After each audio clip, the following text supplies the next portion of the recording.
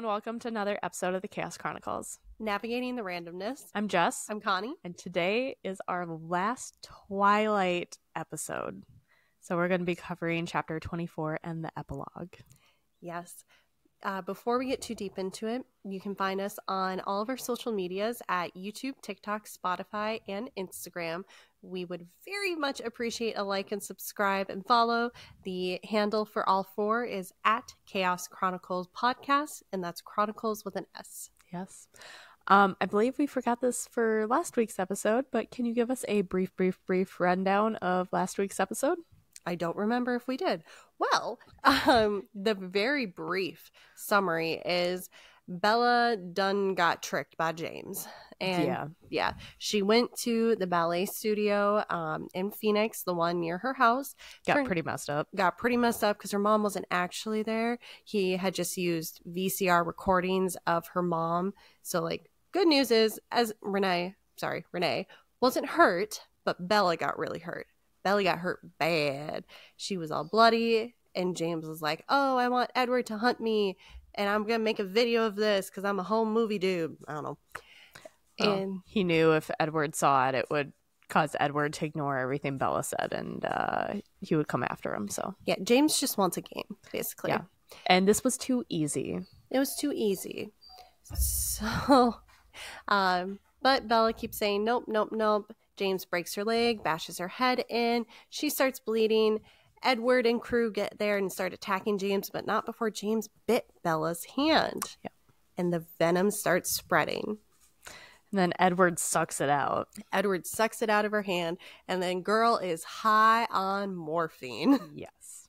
And that is how it ends, with Edward carrying her out of the dance studio where she's basically in a drug-induced sleep because she is out of it. She's not feeling all the pain. Yeah. So, chapter 24 is titled An Impasse. Bella's eyes opened to a bright light and unfamiliar white room. Bella was propped up on a hard and uneven bed with rails. The pillows were lumpy, and there was an annoying beeping sound close by.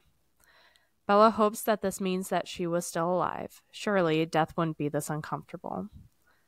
Bella felt something taped across her face and under her nose. She lifted her hand to rip it off, but Edward catches her, saying, "No, you don't." Bella starts to apologize, but he shushes her, saying everything's all right now. Bella asks what happened. Edward says he was almost too late. He could have been too late. He tricked them all. Suddenly, through a haze, Bella realizes that she needed to call Charlie and her mom. Edward tells her that Alice called them already. Renee was here in the hospital, just getting something to eat now, and she'll be back soon. They told her that she fell down 2 flights of stairs and through a window. He paused. Quote, "You have to admit, it could happen." End quote. Bella sighs. It hurt. She asked how bad she is. Edward gives her the breakdown. There's a broken leg, 4 broken ribs, some cracks in her skull, bruising that covers every inch of her. She lost a lot of blood, and they ended up giving her a few transfusions. Edward didn't like the transfusions, though, as it made her smell all wrong. Okay, I guess. Bella responded, "That must have been a nice change." Edward responds, "No, he likes the way she smells." Bella quietly asks how he did it. Edward isn't sure. It was impossible to stop, but he did it. He gives her a half smile and says he must love her a lot. Bella asks if she tastes as good as she smells. That's a valid question, okay? It is, but it can be taken a different way. But yeah. Got it. Yep. That was the look on my face. How did you get there before I did? Because I just read this and took notes on it. Good point. Edward says even better than he imagined. And also, last night I was editing one of our other Twilight episodes where both of our minds were in that mindset. So, like, my mind was already there, Connie. You were just pre-populated. Yeah. Bella apologizes, and Edward raises his eyes to the ceiling. Of all things to apologize for. Bella asks what should she apologize for.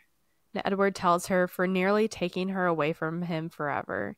He knows why she did it. It was irrational, but she should have waited for him. He should have told her. Bella starts to get some unpleasant memories. Edward asks what's wrong, and Bella asks about James, which is the first time that they used his name since meeting him. Edward tells her after he pulled him off of her, Emmett and Jasper took care of him. Bella didn't see them. They had to leave the room because there was a lot of blood. Bella says, but you stayed. Yes. And Alice and Carlisle. Edward tells her that they love her too. Bella asks if Alice saw the tape. She did. Bella tells him that she was always in the dark and that's why she didn't remember. Edward says he knows and she understands now. Bella tried to reach his face with her hand but was stopped by the ivy pulling at her hand. Bella winced. Needles. Forgot about that part. Yeah, sorry. No, you're good. You're good. I'm fine. By the way, for all y'all out there thinking that they, stick the needle in your arm and leave the needle in your arm, they don't. There's a basically tubing that is flexible. I mean, when it's in your hand, you can feel it, but like if it's in your arm, you can't feel it. Sorry, Connie. No, I know you can feel it in your hand. I vividly remember it. Yeah. Yeah, but like it's not a needle, so it's not going to pierce back through your skin if you're moving or doing whatever. So it's not a needle in your hand that stays there. Just want to. I gave so many people IVs and then they're like, but the needle stays. I'm like, I literally just took the needle out. The needle is a way to get to your vein. And once it's in there, it's taken out. Mm-hmm. Just saying. Anyways, sorry. Tangent. The more you know. Back we go. Bella rolls her eyes, then asks why he is here. Edward asks if she wants him to leave. She says no, but she means why does her mom think that he's there? She needs to get their stories straight before she gets back. Edward says that he came to Phoenix to talk some sense into her and try to convince her to come back to Forks. She agreed to see him, and she drove out to the hotel where he was staying with Carlisle and Alice because, of course, he was there with parental supervision. But she tripped on the stairs on the way to their room, and, well, the rest she doesn't need to remember the details of. Bella points out that there are a few flaws in that, like no broken windows in hotels. Edward tells her, no, not really. Alice had a little too much fun fabricating evidence. All that's been taken care of and is very convincing. I do remember that in Midnight Sun. You get to hear everything that happened while Bella was unconscious. Oh my gosh, that would probably be a lot of fun to read. That one, it was fun to read. And Bella could even probably sue the hotel if she wanted. She did that good of a job. But her only job now is to heal. I love Alice. We love Alice. We really do. Edward stroked her cheek with a light touch, and the beeping from the monitor jumped erratically. Bella mutters, that will be embarrassing. Heart rate monitors in hospitals don't do that, by the way. They don't make a beep every time your heart beats. Or goes irregular. Yeah. It doesn't do that. If anything, it'll start alarming at you if your heart starts doing some funky stuff, but like, it's not going to beat every time your heart... That part just annoyed me. I'm sorry. No, you're good. I got you. Edward chuckles and says, I wondered. He leans in slowly, and the beeping accelerated wildly until he kissed her. Then the beeping stopped. Sorry, your face. You're just like... The most unrealistic part of this book isn't vampires, it's the medical stuff. It is. Which, I mean, kind of valid. But it's... She did call a sea collar a neck brace, so... Yeah. Very different. Actually, very different. So anyways, he pulled back and says that he will have to be even more careful with her than usual now. Bella complains that she wasn't finished kissing him and don't make her come over there. Edward kisses her again, then pulls away. Her mother is coming back. Bella tells him to not leave. She was full of panic and terror. Edward saw this expression and says he won't. He'll go take a nap. He moved from the chair by her side to a recliner at the foot of her bed. He was leaning it all the way back, closed his eyes, and he was still. Bella whispers and reminds him to breathe. Bella could now hear her mom's voice. The door opens and her mom peeks through. She sees Edward on the recliner and tiptoes to Bella. She mutters to herself, "He never leaves, does he?" Bella says she's glad to see her. Her mom bends down and hugs her, and she's crying. I mentally blocked this part out, Connie. Is it the part where she hugs her daughter with the broken ribs? Well, no, not just that. Remember when I texted you? I know I texted you multiple times with this, but when it came to Renee... Oh, yes, and I have something to add on that as well. Okay, well, let's get through this. Renee says, "I was so upset. I will try to hold my comments until the end, okay?" She's doing her best. Oh, Bella comforts her, saying, "Sorry, everything's fine now." Her mom says it's nice to finally see her eyes open. Bella had been out for a while. They kept her sedated as she had a lot of injuries. Renee continues that she is so lucky that Dr. Cullen was there. He is so nice, very young though, and he looks more model than Doctor. Renee had met Carlisle and Alice, who she says was a lovely girl. Renee glances over to Edward and says that Bella didn't tell her she had such good friends in Forks. Bella asks about Phil. He is in Florida. Just as they were about to leave, he got signed to the Suns. Renee continues saying she'll like Jacksonville so much, then rattles on and on and on and on. Bella interrupts her, saying stop, she isn't going to Florida. She lives in Forks. Also, real quick, so Phil knew what happened to his stepdaughter. She's in the hospital. He's staying in Jacksonville? Mm-hmm. Okay, keep going. Yeah. We're not even going to dive into that because that's... Yeah, whatever. Renee laughs, saying she doesn't have to anymore. Phil will be around so much more, and she will trade off on the away games. She'll spend half of them with Phil and half with Bella. Holding comments. Bella tells her she wants to live in Forks. She is settled into school and has a couple girlfriends. Renee glances toward Edward, and Bella continues that Charlie needs her. He's all alone up there, and he can't even cook at all. Renee was bewildered. She couldn't understand why she would want to stay there. She continues to tell Bella that she hates it there. Like, Bella, you hate it there. Bella says it's not so bad. Renee whispers, "Is it this boy?" Bella admits that he is part of it, then asks if she had the chance to talk to him yet. Renee says yes, and she wants to talk to her about that. She thinks that he is in love with her. Bella agrees, and Renee asks how she feels about him. Bella says that she's pretty crazy about him. Renee says he seems very nice and is incredibly good looking, but she is so young. Bella says she knows, but don't worry, it's just a crush. She basically just said that to please her mom.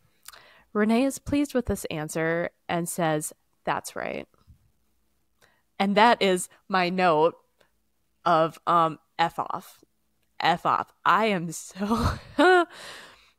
I do think that is the one moment of Renee trying to be parental, because if I recall correctly, I think, and it's been a while since I've read Midnight Sun, and I don't remember this part as well, but I thought she had a brief moment, because Edward's still reading her mind. Yeah. Where she saw herself and Charlie, and then she puts Bella in that, and she panics for Bella. I get it. She comes off as a jerk. Yeah, Also, I gotcha. But let's just put it in perspective here. Bella could have easily have died, and she's in the hospital, and then wakes up, and her first thing is, I was terrified. I was so upset. And Bella had to comfort her, but she is in the hospital bed. Mm-hmm. And then Renee is like, oh, Phil got signed, so you're going to move in and you'll love it and blah, blah, blah. Not even asking Bella what she wants because she is 17. She's basically an adult now. For legal purposes. Mentally, no. Yeah. Legally, she's basically an adult. She should get the choice of where she's going to live. And Bella's like, no, I live in Forks. And Renee's like, no, you hate it there. Don't, that is called manipulation. Don't do that. No, no, no. And then Bella basically can't even be honest with her mom about her feelings for Edward because she knows that Renee sees herself in Bella and she doesn't want her making the same mistakes that she did. And so she says things that she doesn't mean just to get her to shut the F up. I spit. Chill. Yeah. So I could tangent on and on, but I'm just going to continue because you guys don't need to hear that tangent. We're not Renee fans. Oh, just wait. Girl, I cannot wait to tell you the next part, but I'll wait until you're done. So Renee bites her lip and sighs while looking at the wall. Bella asks if she needs to leave, and Renee says that Phil was supposed to call soon, but she didn't know that Bella was going to wake up. Bella toned down her relief. No, get her the fuck out. That's literally my notes. Saying no problem, she won't be alone. Renee says that she'll be back soon. She's been sleeping there. Bella assures her that she doesn't have to. She won't even notice she's not there. Renee admits that she was too nervous with the crime in the neighborhood. She doesn't want to be there alone. Someone had broken into the dance studio and burned it to the ground. There's nothing left at all. And they left a stolen car right out the front. I can tell you about that in a second. Renee says, quote, I can stay, baby, if you need me, end quote. Bella says no, she'll be fine with Edward. Renee says she'll be back tonight. Bella says she loves her, and Renee says she loves her too. And she needs to be more careful when she walks. She doesn't want to lose her. Edward's eyes are still closed, but he starts to grin wide. A nurse came in to check on Bella, and her mom kissed her forehead and left. The nurse checked the paper readout of her heart monitor and asked if she felt anxious. Bella assures her that she is fine. The nurse tells her that she'll need the RN. Oh, that's right. She tells her that she'll get the RN and let her know that you're awake. Okay. Stephanie, you need to learn a little bit more about hospitals. RNs are your nurses. They're registered nurses. That's a 4-year degree. I'm assuming the person that came in, was supposed to be either a CNA or an LPN. So those are associate's degrees versus RN is a 4-year degree, bachelor's degree, or master's degree. That comparison is basically like saying an EMT is a paramedic. And for those who don't know, that's like saying the receptionist at the law firm is the same as the practicing lawyer. Thank you. Yeah, it's... They can help one another, but very big difference. Yeah, they work together really well, but skill set wise, it's different. Vastly different. Yep. So that's my other medical tangent here. When the doors closed, Edward came to Bella's side. Bella raised her eyebrows. He stole a car. Edward is unrepentant and says it was good and it was really fast.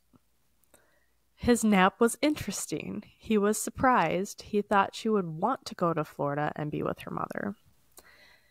Bella says, but he would be stuck inside all day in Florida, and he would only be able to come out at night like a real vampire. Edward gave her a half-hearted smile and said that he would stay in Forks or somewhere like it, somewhere where he can't hurt her. Bella stared blankly at him while that sunk in. Her heart rate was accelerating, and she started hyperventilating, and her ribs were protesting. Edward didn't say anything, just watched her. Another nurse walked in. She took in Bella's expression and asked if she needed more pain medication. Bella said no. The nurse told her no need to be brave. It's better if she isn't stressed. She needs to rest. Bella shakes her head, and the nurse says to hit the call light when she's ready. She gave Edward a stern look before leaving. Edward puts his hands on her face and told her to calm down. Bella's voice breaks, and she begs him to not leave her. He promises he won't, but she needs to relax before he has the nurse come back and sedate her. Her heart rate wouldn't slow down. He strokes her face anxiously and says he won't go anywhere. He'll be right here for as long as she needs him. Quote, "Do you swear you won't leave me?" I whispered. I tried to control the gasp at least. My ribs were throbbing. He put his hands on either side of my face and brought his face close to mine. His eyes were wide and serious. I swear. The smell of his breath was soothing. You're welcome, Connie. The smell of his breath was soothing. It seemed to ease the ache of my breathing. He continued to hold my gaze while my body slowly relaxed and the beeping returned to normal pace. His eyes were dark, closer to black than gold today. End quote. He asks if she is better, and she says yes. He shook his head and muttered something, but Bella thought she overheard the word overreaction. Bella whispers, "Why did he say that? Is he tired of saving her? Does he want her to go away?" He doesn't want to be without her and has no problem saving her, but he is the one putting her in danger in the first place. Bella frowns. He is the reason that she is alive. He says barely. She's covered in gauze and plaster and hardly able to move. Bella wasn't thinking about this near-death experience. She was thinking of others. If it weren't for him, she would be in a cemetery back in Forks.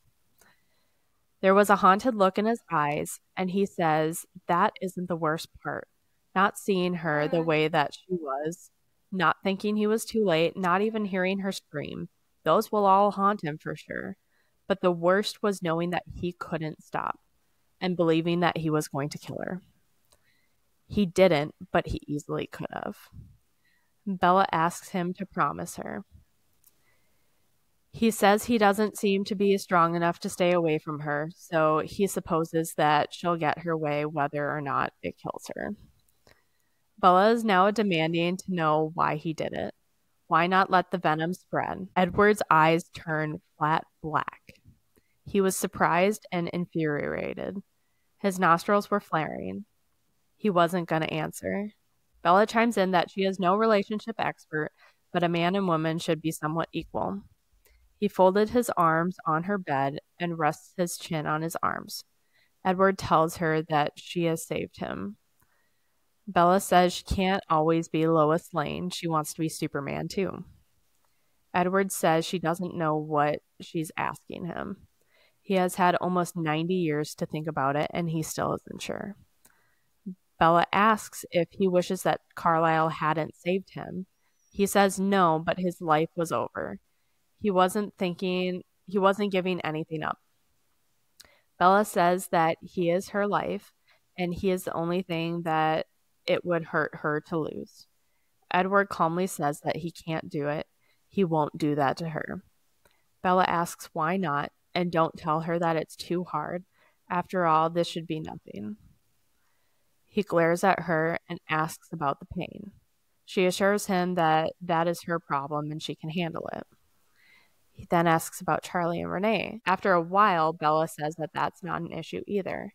Renee has always made choices that work for her, and she would want her to do the same.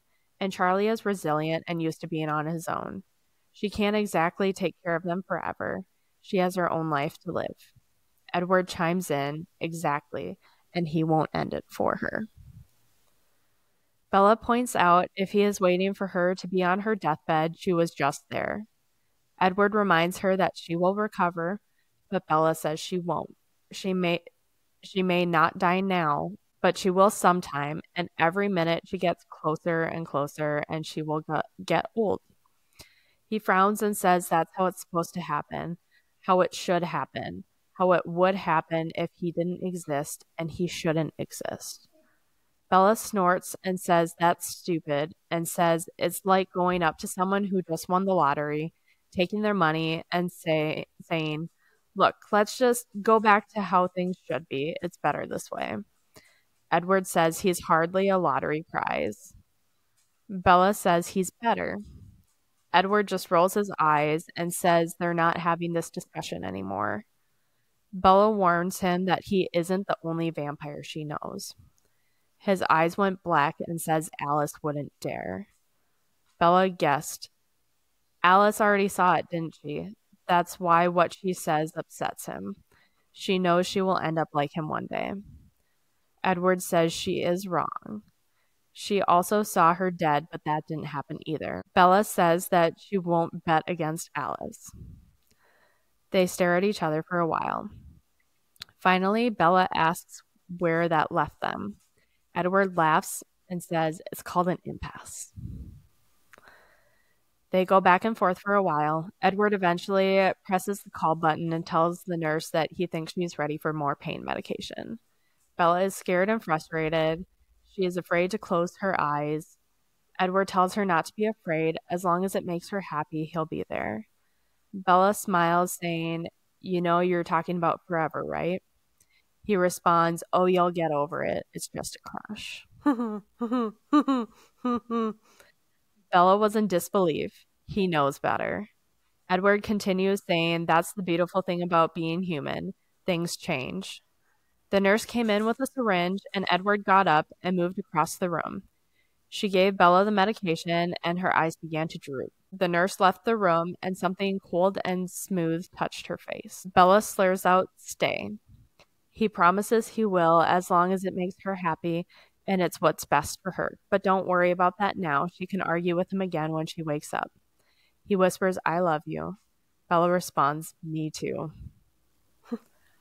I hate that so much when authors do that. Mm-hmm. Stop. No one does that. You ruin it. No one does that. Edward quietly laughs and says he knows. Bella turns her head slightly. Edward takes the hint and kisses her. She says thanks. Edward responds anytime. Bella fought the meds. There was one more thing she wants to say. Quote, Edward, I struggled to pronounce his name clearly. Yes. I'm betting on Alice, I mumbled. And then the night closed over me. End quote, and end of chapter 24. All right. Did you want to tell me about Renee right now, or are we saving that for the end? I'll do that as like a quick 30-second. So in that scene, we get to hear how Edward and Jasper and Alice realize that Bella's gone, and their hijinks as they jack a car, and they're speeding and racing, and it's actually kind of fun. So it is good. And then they get there and they attack and all that fun stuff. But then when Edward is at the hospital, because they take a detour before going to the hospital to go set up the alibi and stuff. Yeah. But while they're in the hospital, Edward is just sitting there in Bella's room, and then all of a sudden he hears what he thinks is a woman screaming, going, "Where's my baby?" But he's hearing it in his head. Oh, So okay. That's Renee. Renee is one of the people where he starts theorizing that he has noticed he can't fully read Charlie's mind. Oh. He can only get like images and general blurs from Bits him. and pieces. Yeah. Bits and pieces. It's not clear like everyone else. Interesting. Whereas Renee, she is such a a psychic presence that she ends up having a posse of different nurses and medical staff going, let me help you find someone, even though she's just coming in and she's not even saying anything. She's just, oh, I'm Renee, blah, blah, blah. My daughter's Bella Swan. Where is she? And like just the energy that she puts out, people are gravitating towards her and they want to help her. Interesting. So then Edward's putting together, he's like, oh, this is interesting. So Charlie he's kind of blocked, but then Renee is so psychically loud that even humans pick up on it. And then you have Bella, and I can't hear anything, but this makes sense now why Bella has always accommodated her mother, because her mother has been this overwhelming presence. Huh. Mm-hmm. I still don't like her. Oh, I'm not saying like it, but I'm saying like, oh no, mom I know. and dad are like psychically interesting. Yeah. No, that is intriguing. Everything Renee related. Oh yeah. Oh yeah. Also, Edward does watch the videotape. Alice gives it to him because she watches it. I was wondering, yeah. So he has this whole thing. He goes to the chapel at the hospital, and he's like, well, it's an irony that I'm here giving him a damn soul. Angsty. He watches the video, and he's getting so mad he has to like set the camera down, and he's like processing everything, and he just crumbles the camera to dust. Not surprised. And then he makes a few decisions that we will learn about in New Moon. All right. You ready for the epilogue? Yeah, let's knock her out. All right. So it is titled An Occasion. Edward helps Bella get into his car and then got into the driver's seat and headed back out. Edward was careful of the, quote, wisps of silk and chiffon, the flowers he had just pinned into my elaborately styled curls, and my bulky walking cast, end quote. Bella grumpily asks when will he tell her what's going on. She hates surprises, and he knows that. Edward is shocked. She still hasn't figured it out yet. Bella asks if she mentioned that he looked very nice. She had. He was dressed in a black tuxedo, and Bella was nervous. Bella's in a dress and one stiletto heel that is held by satin ribbons. Bella tells Edward that she'll stop coming over if Alice is going to treat her like a, quote, guinea pig Barbie doll. Sorry, I added the doll.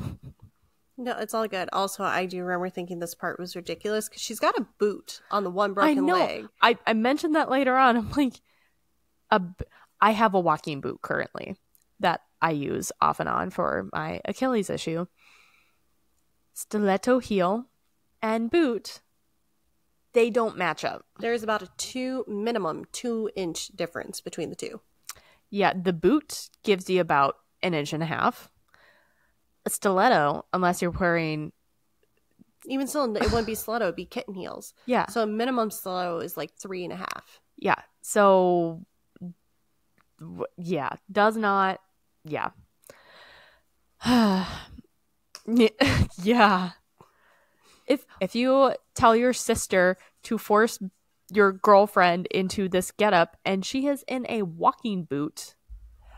He didn't force Alice. Alice just... Sorry, I'm sliding. Oh. Alice just really loves fashion. So Alice was the one who made the choice. Alice. Bad choice. Alice, bad choice. Because her reasoning is like, well, Edward can carry her. Support her. I guess, but like, she can't even stand correctly. Anyway, okay, we'll just ignore that from now on, I guess. A phone rang. Edward pulled out his phone, looked at the caller ID, and answered, "Hello, Charlie." Charlie had been difficult since Bella returned to Forks. Charlie seemed to have two defined reactions. One, he was almost worshippingly grateful towards Carlisle, and two, he was stubbornly convinced that Edward was at fault because it was because of him that Bella left in the first place. I mean, kind of. We get where Charlie's coming from. Yeah, absolutely. Bella now had rules that didn't exist before. Curfews and visiting hours. Something Charlie was saying made Edward's eyes widen in disbelief, and then a grin came across his face. He laughed. "You're kidding." Edward ignores Bella's demands to talk to Charlie. Edward's voice changed to friendly. Quote, "Hello, Tyler. This is Edward Cullen." Yes, I forgot about that. This was the cherry on top that I didn't know I needed, but I needed. Yes. Oh. Bella wondered what Tyler was doing at her house. Realization finally started to sink in, and Bella looked down again at the inappropriate dress Alice forced her in. Edward continues, quote, "I'm sorry if there's been some kind of miscommunication, but Bella is unavailable tonight." Edward's tone changed, and the threat in his voice was suddenly much more evident as he continued, "To be perfectly honest, she'll be unavailable every night as far as anyone besides myself is concerned. No offense. And I'm sorry about your evening." He didn't look sorry at all, and then he snapped his phone shut, a huge smirk on his face. End quote. Sorry. Take us back to flip phones where you're ending a phone call and you're just satisfying. So satisfying. Amazing. I loved it. I miss it. Same. Bella's face was crimson with anger, and the rage started to fill her eyes.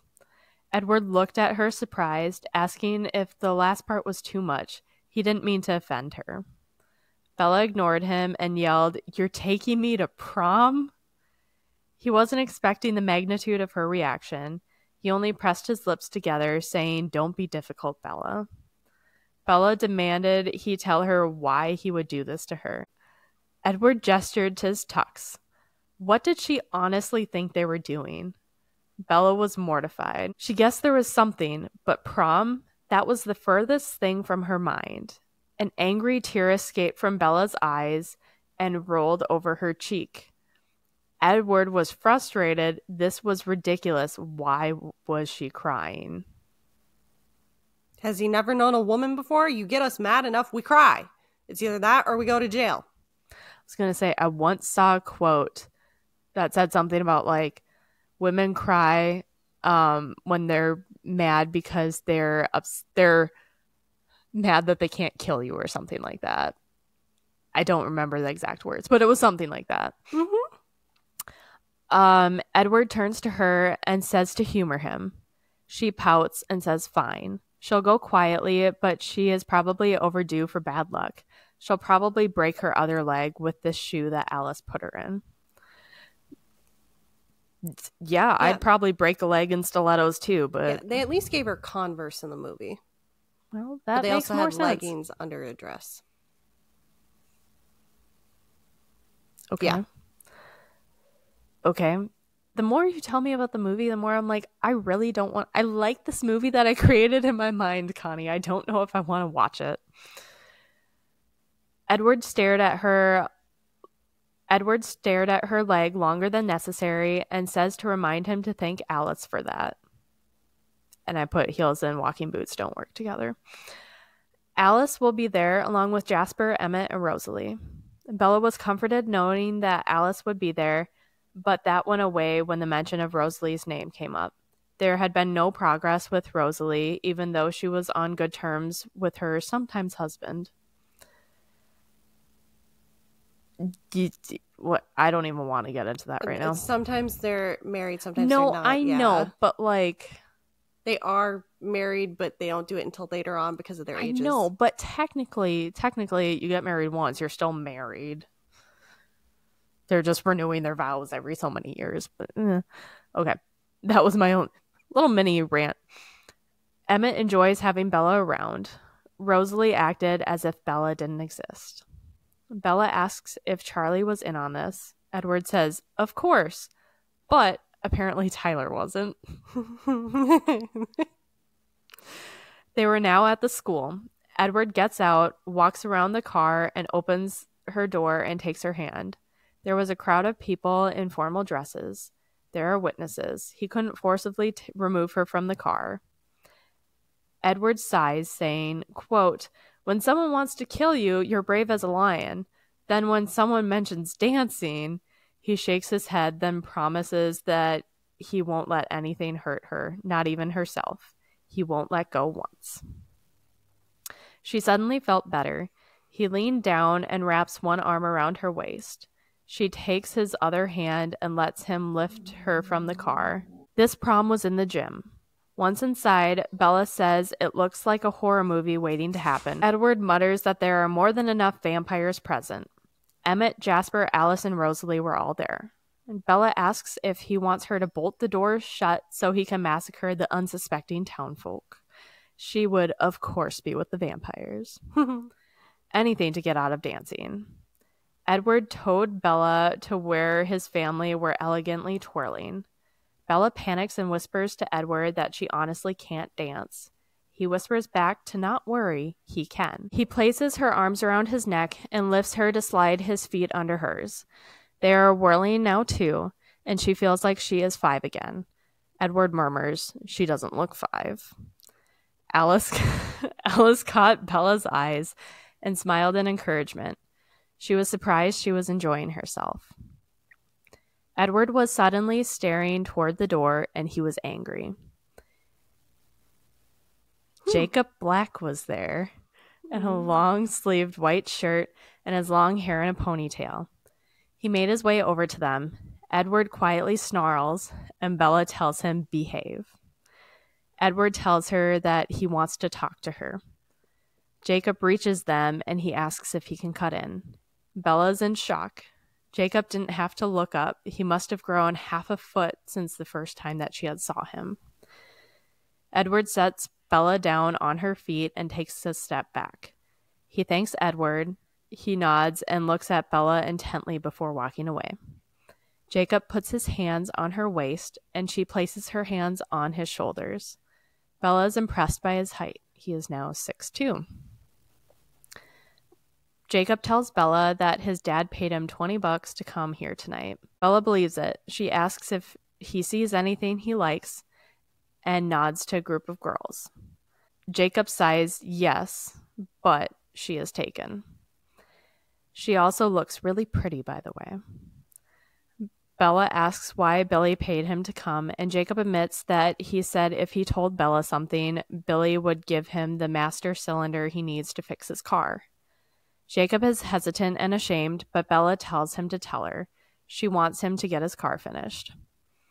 Jacob tells her to not get mad, and Bella assured him that she won't be mad at either him or Billy. Just say what you have to say. Jacob says it's stupid, but he wants her to break up with her boyfriend and specified to tell her, please. He was kind of over the top when she got hurt. He didn't believe that she fell. Jacob believes it, though. Billy, on the other hand, thinks that Edward had something to do with it. Jacob wouldn't look in Bella's eyes. Bella says she knows Billy won't believe it, but Edward really did save her life. If it weren't for Edward and his father, she would be dead.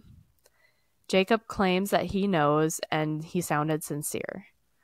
Bella apologizes to Jacob, but says at least he can get his parts now. But there was more. Jacob was ready to leave, saying that he would just get a job and save up the money himself. Bella reassures him that she doesn't care. That is bad. Billy said to warn her that in his plural, not Jacob, we'll be watching. Bella laughs and says, sorry he had to do that. Jacob just asks if he should tell Billy that she said to butt the hell out. Bella says no, but tell him thanks. She knows that he means well. The song ended and Bella dropped her arms. Jacob asks if she wants to dance again or if she needs help going somewhere. Jacob flinches and stares wide-eyed at Edward as he answers, that's all right, Jacob. I'll take it from here. Jacob leaves and Bella tells Edward to not be mad at Billy. Edward isn't mad at Billy, but he's irritated with Jacob. First, for breaking his promise that he wouldn't let go of her. Bella assures him that she'll forgive him. The second issue is that Jacob called her pretty, and that's practically an insult. She was much more than beautiful. Edward... Okay. Edward brings her through the crowd to the back door of the gym. Along the way, she sees all her friends. As soon as they were alone, he swung her into his arms and carried her across the grounds to a bench under the tree. He sat down, still cradling her. Edward looks up at the moon, saying, Twilight again. Another ending. No matter how perfect the day is, it always has to end. I love your face right now. That's not freaking Twilight. Twilight. Okay. Okay, Stephanie. Okay. Bella mutters, some things don't have to end. He sighs, saying he brought her to prom so she doesn't miss anything. He doesn't want his presence to take anything away from her if he can help it. He wants her to be human and wants her life to be as if it would have if he had died in 1918 like he should have. Edward wants to know what she thought he was dressing her for tonight. Bella doesn't want to say, but Edward persists. She gives in, saying that she thought it was some kind of occasion, but not some human thing like prom. Eventually, she confessed she was hoping that he may have changed his mind. Anger, pain, and then amusement came over his face. Edward teased her. She thought that was a black tie occasion. Bella didn't know, but it did seem more rational than prom to her. Edward continues to laugh. Bella tells him it's not funny. He agrees, saying he would rather treat it like a joke than believe she is serious. Bella is serious. Edward sighs. He knows. Is she really that willing for all of this to end? For this to be the twilight of her life, even though her life has barely started? How many times can they throw the title of the book in here? Is she really ready to give all that up? He isn't worth it. He knows what he is. His mood shifts on to her. He asks, she is ready now then? Bella says yes. He smiles and moves his head slowly until his lip brushes against the skin just under the corner of her jaw and whispers, right now. Bella says yes. Edward chuckles darkly and leans away. He did look disappointed. Surely she can't believe he would give in so easily. Bella replies, a girl can dream. She dreams of being with him forever. Edward says he will stay with her. Isn't that enough? Bella smiles and says, for now. Edward frowns at her. Neither of them would surrender tonight. His exhale was practically a growl. She loves him more than anything else in the world combined. Isn't that enough? Quote, yes, it's enough, he answered, smiling, enough forever. And he leaned down to press his cold lips once more to my throat. End quote. And end of the book.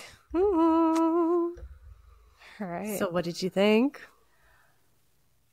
The first half is trash. I am sorry. It is trash.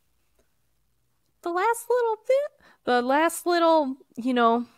I don't know. Very little bit. The last 40% maybe. That much? This half? That half? Yeah, that little bit. Really good. I really enjoyed that part.